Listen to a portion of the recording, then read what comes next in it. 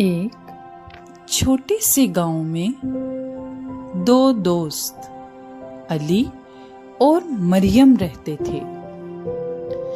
एक दिन वो बागीचे में खेल रहे थे कि अचानक उनकी नजर एक सूखे और खुश्क पौधे पर पड़ी। उन्होंने इस पौधे को देखकर ये फैसला किया कि वो इसकी देखभाल करेंगे। वो वक्त पर पौधों को पानी देते, खाद डालते और इसका ख्याल करते। आखिर वो पौधा रफ्ता रफ्ता बड़ा होना शुरू हो गया और इस पर फूल खिलना शुरू हो गए।